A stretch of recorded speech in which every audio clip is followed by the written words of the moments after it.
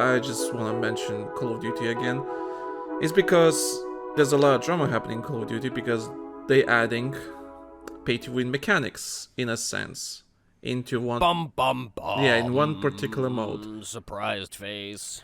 So let me give you a bit context. So Warzone 2 came out, right? Was it 6 months ago?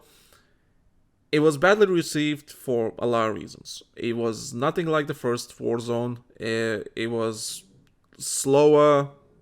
People say more clunky.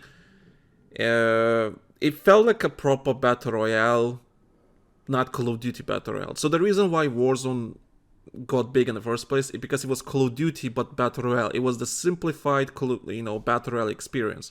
I think that's why I made it really fun and interesting, because I really enjoyed Warzone 1 is because it was simple. It was not a typical battle royale. I don't had to loot for plates or for specific guns, or there was no different type of 3 different shields. No, everything was simplified, mainstreamed. Everything was really simple and easy. So Warzone 2 it did not click with a lot of people for a lot of different reasons. And of course the player numbers are going down because of that, because people don't feel like it. It's even though they doing changes, they bring in everything back that made Warzone 1 great into the Warzone 2, so they making it Warzone 1 basically. So come back. Yeah, basically. And there was a new mode that really we'll give you your legacy features. Yeah, literally. And there's a new mode that came out with Warzone 2, which was DMZ. And it's basically like Escape from Tarkov game mode, but in Call of Duty. So that's why a lot of people are not happy with Warzone 2, because all the DMZ... this game was built for DMZ, basically. All the mechanics and everything was built for this game mode. And that's why Battle Royale is suffering. So now they're doing their best to make the, Battle Royale a Battle Royale and DMZ a DMZ. So there's 2 different modes, right? 2 separate gameplay experiences. One is this extraction shooter looter, whatever you want to call it. And the other one is a Battle Royale. So... the DMZ mode, the extraction shooter, is very popular with a lot of casual players.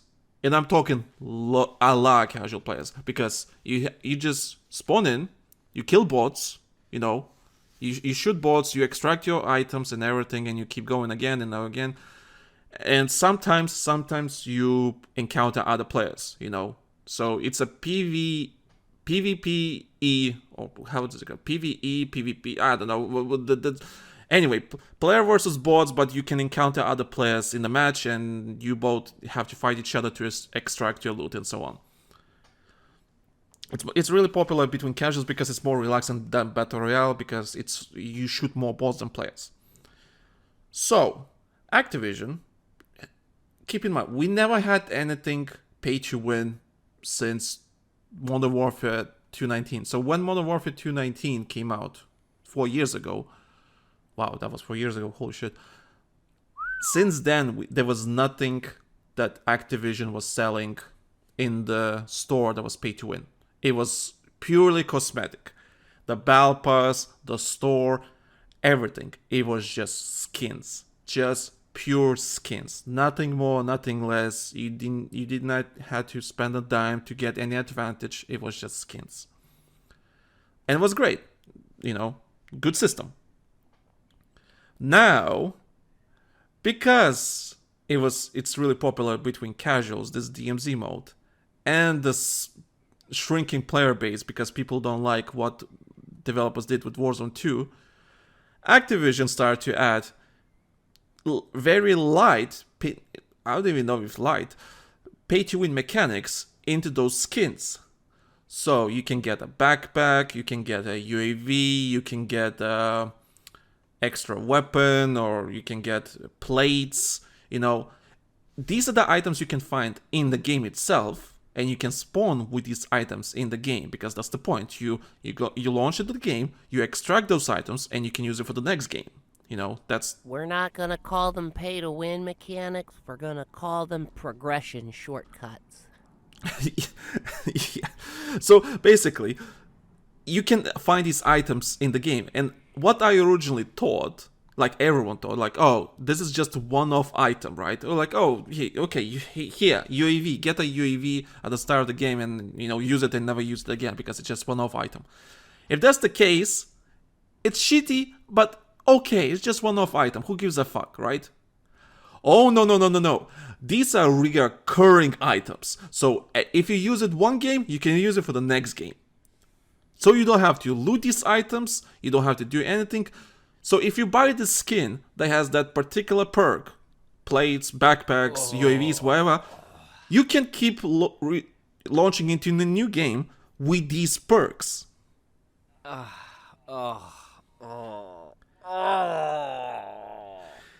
It's... Oh, that sucks. Yeah, so if it was a one-off item, we'll be fine. Because you can find these items in the game just fine, because that's the point of the game. But when you... And I know, but the funny thing about it is when they put this crap in, they always like to fall back on the whole thing. It's for players who don't have all the time. It's for players who don't have all the skill. And as noble of a cause as that is, you got people with way too much expendable income that are just gonna, and that's what they want. Those are the players they want. I know it. I'm not ignorant to their monetized cause. That are just going to piss money on that, become so stupidly OP because they could spend $1,000 extra on the game.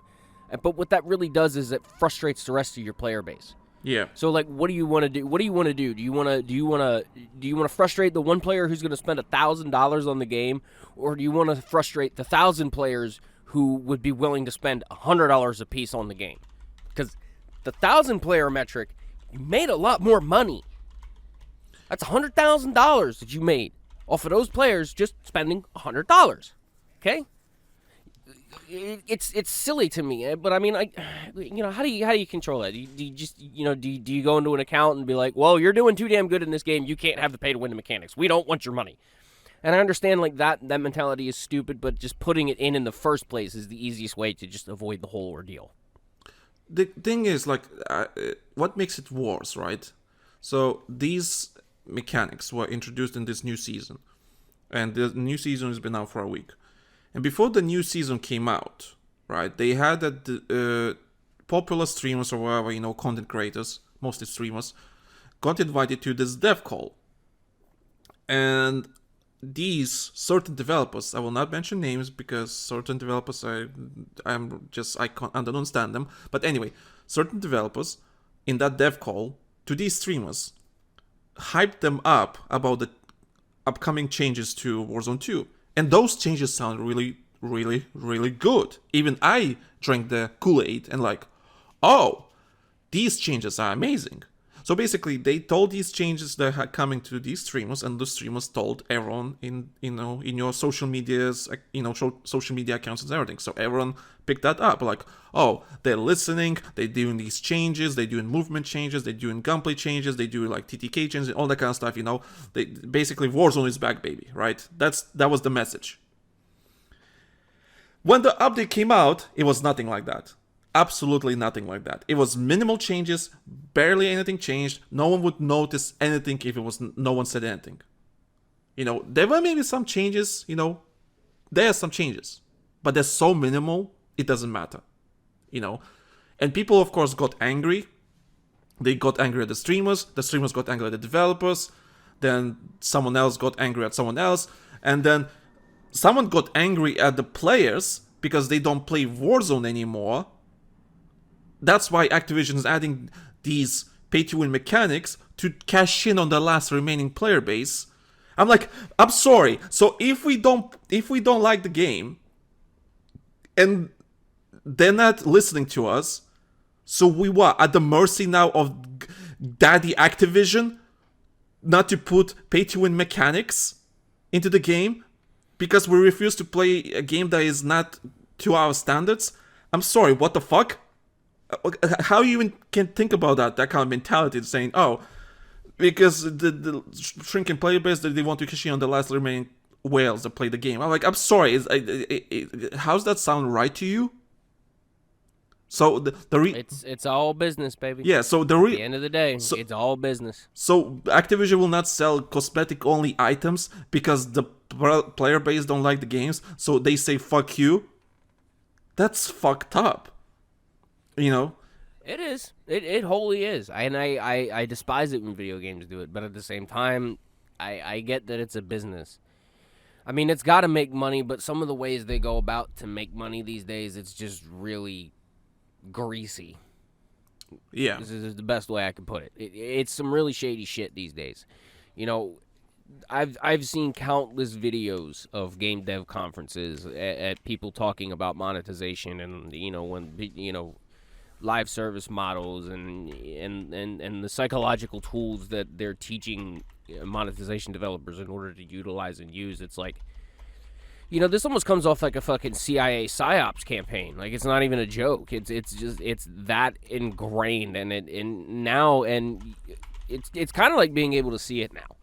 You learn about that type of crap, and then you look at the monetization in the games, and you go, okay, there's that being implemented, there's that being implemented. Okay, FOMO, there's that. Fortnite's very, very, very, very popular for using that one, the FOMO mechanic, because, goddamn it, I want my unicorn horse hammer skin. I have to have it. And, oh, man, it came back up on the store. Here's $20. They do it all the time. Skins and cosmetics, it's the worst for. But then again, I don't. It's a shame. I do not mind the cosmetics ones because it's just cosmetics at the end of the day. Who gives a shit, Yeah, if it's just cosmetics, that's fine. It's still predatory the way they go about monetizing it. Because in my honest belief is if you're going to sell a fucking thing, sell the fucking thing. Yeah, I agree Leave it up about on that, the store. Yeah. If you buy it, if it's a one-time thing, if it's a cosmetic, they bought it, take it off the damn store. That's when you don't take the option away from your customer in order to spend money. That there is the dumbest business decision ever. And companies that want to go, well, we're and then I know why they do it. They do it in order to give it this artificial value to it, okay? Because, like, if something that's constantly on the store, well, there's no real effort put behind marketing it. We just put that up, okay, $20. And they'll take the same fucking item, all right, and they'll do a palette shift on it, and then they'll put it up and go, limited time edition, $100. And it's only up for a month. That inclines people in order to spend more. That is shitty. If you're going to take and do that low effort type of crap, and I've seen games do it, not necessarily Fortnite. I mean, I don't think I've ever seen them directly palette shift an asset and pull that crap, but I've seen other games do it. And don't think for a second that, these monetization devs, these publishers are not saying, try it, because it's minimal investment, maximum payout, and that's what they want.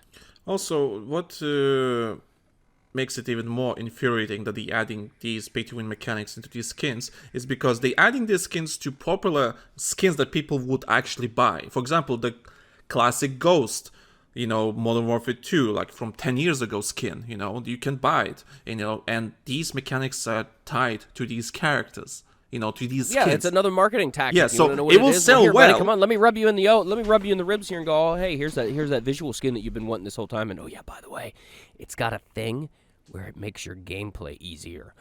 Oh, sold. Yeah, and that's the these skins will sell like hotcakes, and you know what? And they know it. I had this argument I on Twitter or not Twitter, Reddit. Someone had the argument like, why is this a good thing and everything? And I agree with certain people. I said, like, someone of course defended like, well, it's their money. People can spend. Don't tell people how to spend their money. I'm like, no.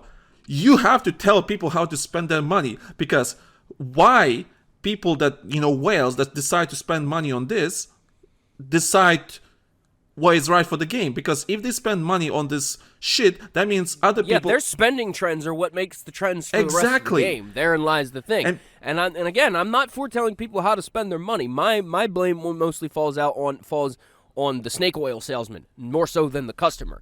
I mean, you're free to spend your money on whatever dumb shit you want, objectively speaking, because it is a subjective thing. Sorry, I got my words mixed up. Like, I have spent money investing in my recording equipment. People would say that I'm stupid for doing that.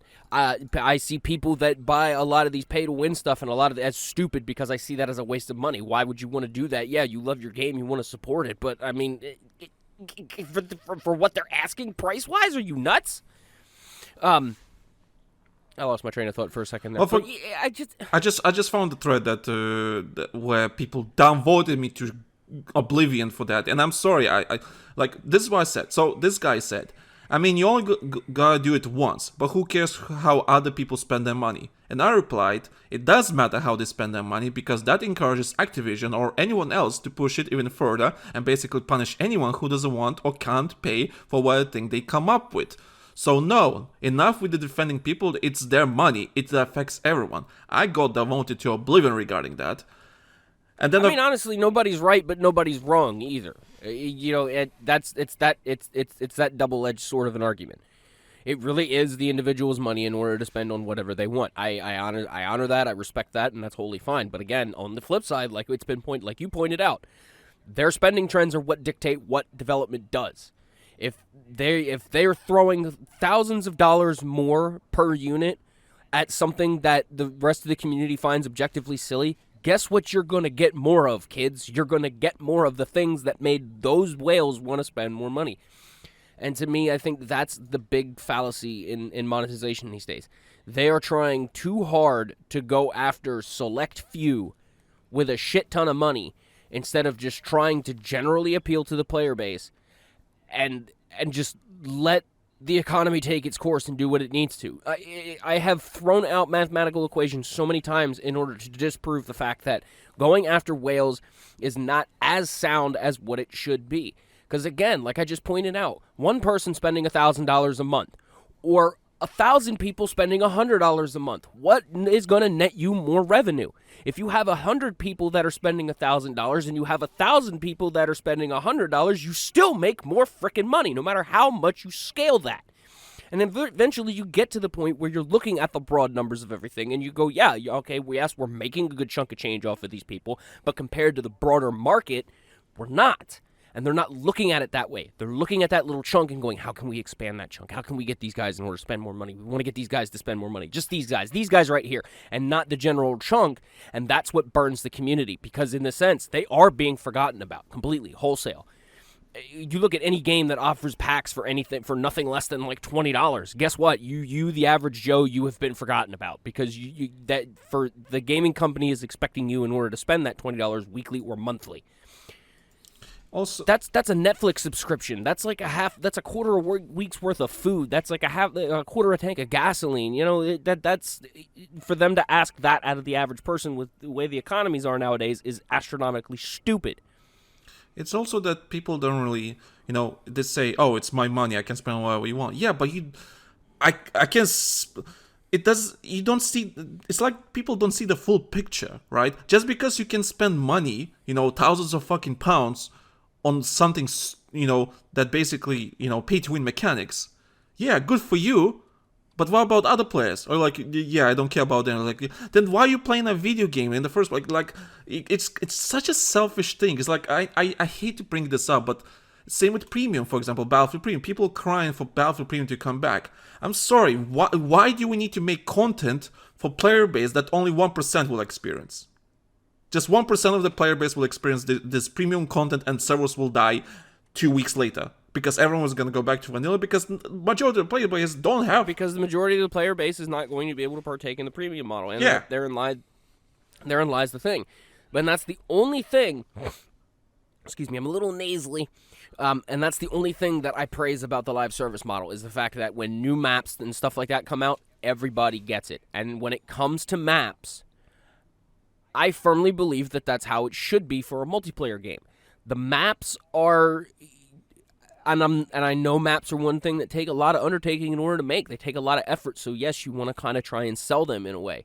But I firmly believe that nowadays, with the fact that multiplayer is so ingrained in everything, maps need to be a universal thing. Just let the community have it. Let them have the playground, okay? But when it comes to the toys, if you want to market those, go for it. You want to put out a new gun set and you want to charge $20 monthly for that for a gun set or have a subscription where you charge the player $15 a month as a subscription and they constantly get access to these new gun sets that come out monthly or whatever. That's fine. I'm cool with that. As long as whatever comes out in those gun sets isn't something that completely obliterates the existing gameplay. I'm fine with it. I'm cool with that. But yeah, I agree with you.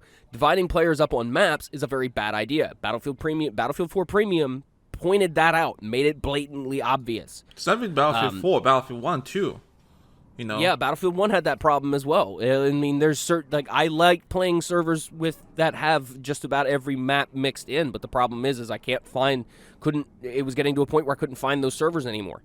Most of the servers that I find nowadays that are still populated are vanilla servers. They very, very few have any DLC running. Well, not to mention maybe new players, but they bought the game cheaply, like for $5, and they start playing the game. Why, you expect them to have all the DLC, all the premium, maps and everything? Of course not. They're gonna play vanilla servers, but for obvious reasons. They're gonna the path of least resistance unless you make all of those map packs download with the core game. Yeah. But yeah, Call of Duty is adding pay-to-win mechanics slowly. It's not like I love that some people think that it's only for DMZ. They will not do it for Battle Royale because comparative integrity or something like that. Bitch, I'm gonna call BS on that because if they can make a buck off of it, they're gonna make a buck off of it. You naive motherfucker. I'm sorry that if they wanted to, they can introduce it and they will. If people will buy this... Because you know what they're doing? What they're doing is they're treading the waters to see what they can get away with. They're testing the waters. And they're doing it either for just this version or they're gonna tread their waters and see what they can get away with for the next one. And that's usually what they start doing. So, And like we both just said, if they can get away with putting pay to win in for that make it competitive, oh my god, that's a money printer right there, man. They know it. Oh my god, they're not dumb. There's gonna be such a shit show if they actually add anything to Battle Royale like that. It's just it's gonna be up to the community in order to say no to it. That too, yeah. That too. The community in unison has to say no to it. The whales have to say no to it. But they won't, because you know why? But they won't. Nobody ever does. Yeah. You have a majority of people that are always on forums and be like, well, this shit isn't right, and this shit isn't fair, and this shit isn't great. But again, because people have the freedom in order to spend money on whatever they damn well please, they spend money on whatever they damn well please, the market sees it, and the market acts accordingly. That's just how it rolls, people. Yeah, and... For example, Call of Duty, which makes it even... We wouldn't have live service propagations if people didn't buy that shit. Yeah. We'd still have DLCs and season passes. We'd still be doing that shit. What makes it worse, as we on the podcast, is just, for example, Call of Duty, especially this season, they're really pushing for like more expensive everything. So, for example, you could buy the Battle Pass, right? So, like 1,000 call points or whatever. You can buy the Battle Pass and normal standard stuff. And before that, you could also buy like the big version of the Battle Pass. Basically, gives you you can skip tiers, extra like skin or two, well, yeah, you get what's called like an elite Battle Pass version. Yeah. It's like, because I know some games that do that shit for like $20 for the basic one and then $100 for the fucking elite one, and it's like, well, with the elite you get all of these extra goodies and stuff, and then you get points towards the battle pass, and half of it's done for you already, etc., etc. Yeah, I know games that do that shit. Which is fine if you want to get the Yeah, it's fine. So the point is that you could buy, for the currency in the game, the Battle Pass, normal Battle Pass, and for the same currency you can buy the more expensive Battle Pass, but it's still the same currency, right? So you can buy that. They removed the second, more expensive version bundle from the... And you can only buy the money one. So, okay, so it was 1,000 code points for the Battle Pass and 2,400 for the bigger Battle Pass with the tier skips, It's the same Battle Pass, but with the tier skips and some extra skin and whatever. They removed that, and they added they replaced it with a thing called Black Cell. That's the name of the thing. It's an extra Battle Pass, but you cannot buy with a currency, with an in-game currency. You have to shell out $30. $30! Oh my lord. They removed the second option, which a lot of people use because, it tier skips, right? I can progress through Battle Pass a bit faster, and you can buy it with the currency. You cannot buy this thing for the currency. You have to spend real-life money to buy this second tier, whatever, Battle Pass. Which, granted, it comes with a lot of skins, it comes with more code points to spend, but then again, what's the fucking point? But, to make things worse, this thing was the top selling thing on Steam in the first 3-4 days, like third most sold thing on Steam. This fucking bundle. I mean, That's sad. yeah, like, so people bitch about that. It's fucking, stupid. It's predatory, but someone still buys it, and it's the top. Yeah, there are people still throwing money at it, and people are still throwing money at it. They're still going to keep selling it. I mean, don't get me wrong. It's, of course, Call of Duty, the most, doesn't matter about the shrinking player base. It still has it still has loads of players playing, the game. Still has a really big player base.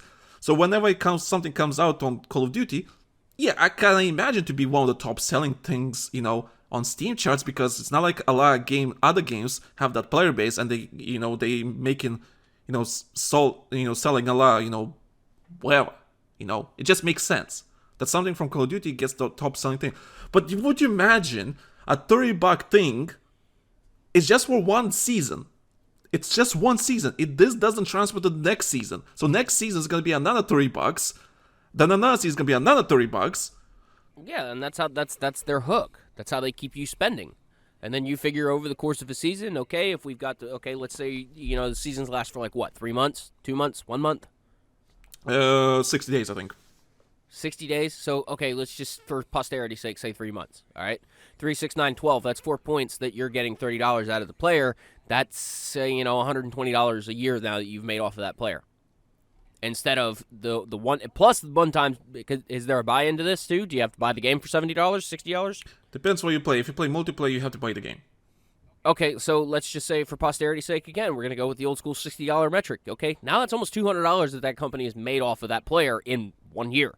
Now, if they can keep that rolling into the next year, okay, there's close to $400 that company has now made off of that. Multiply that by even 100,000 players, they make good money off of it. And I hate sounding like I'm embracing the whole thing behind it, but it is a good, and that's the one thing I do appreciate about live service model games when they're done right. If they charge the player a reasonable amount for monthly content, or seasonally content or quarterly content or however they break it down, I don't see it as a bad thing. Because you are putting a lot more time into those types of games than what you are your average single-player game. You're talking about single-player campaign games, you're getting anywhere from 12, 24, 48 hours out of it tops. Most multiplayer games, thousands of hours in a year. So, yeah, it's kind of reasonable that they're expecting the player in order to pay a little bit more, for, especially considering servers require money for upkeep, development. Developers need to get paid in order to keep adding content to it. I understand it. It's just in some cases the more popular games that have the real big player bases that are like $50 a month. What? I don't know. I don't understand how is this sustainable. It's like the wage gap, like how is this sustainable? Paying for this? Yeah, I mean, and I get it. I really get that side of it too. I mean, because I don't understand. It's like, fuck you can afford in order to. But I mean, it depends. Again, it depends upon the time frame, because $20 a month is one thing. $20 every 3 months is another thing. You know what I mean? Yeah. That's $7 and some change across all 3 months. Big what? That's a streaming platform again. But I also, I'm not as well off as I'd like to be, so I examine my finances with a fucking microscope, obviously. But again, if you do the math on some things, it's easy to see why some monetization models are being used. It's just, to me, the scale and the quite frankly shitty tactics that a lot of them go to in order to sell, I don't like. I'm not going to sin a game publisher for trying to make money back on an investment, because that's really, at the end of the day, what a video game is. Publishers put a lot of initial money and time and effort into these products, some more so or less so than others. We won't get into whom's is whom's. And they expect a return on that, and that's fine. I don't see anything wrong with that.